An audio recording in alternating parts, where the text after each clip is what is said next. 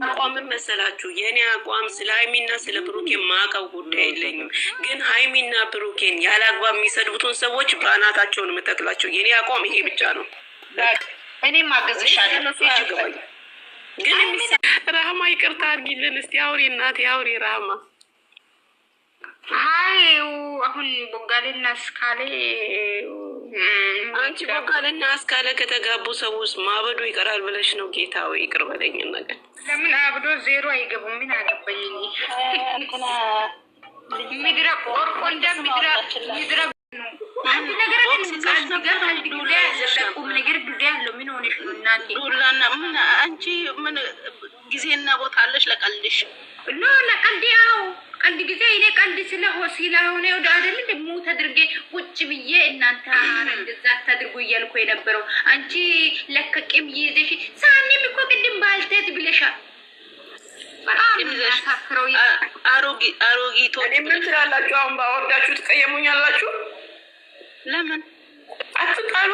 እንድትጣሉ አልፈልግም። የተጣለው ደግሞ ዱላ እኮ የለም አጠገቤ ላይ ዱላ የለም እኮ አትከራከሩ። ለሰሚ እኮ ደስ አይልም። ውጭ ያሉት እኮ ያጨበጭባሉ፣ ያጎበጉባሉ። እናቴ ተስማሙ በቃ። እኔ ከማንም ተጣልቼ አላውቅም። ሲጀመር ግን እኔ ሰኒ ስሚ ሰኒ እኔ ቲክቶክ ላይ እኔ ኧረ ጉዴ ፈላ አንደኝ ወይ ራህማ እኮ አድናቂሽ ናት፣ ትወድሻለች። እግዚአብሔር እውነቴን ቁም ነገር የቦታው ግን ሰማች ስለሆነ ቀርቼ አላውቅም። ቀልዷን ነው ቅድም እንደዛ ያለችው ቀልዷን ነው። እኔ እኮ አስደብረችኝ እንደ እኔ እነሱ ሁለቱም ይስማሙ እኔ ሹሩሩ እያልኩኝ እሷ ደግሞ ታኒ መንቺ ይልሻል ማለት ይቅርታ ገንዬ ይቅርታ የኔ እናት ስላስወረድኩሽ በጣም ይኸው ተንበርክኬ በትልቅ ይቅርታ።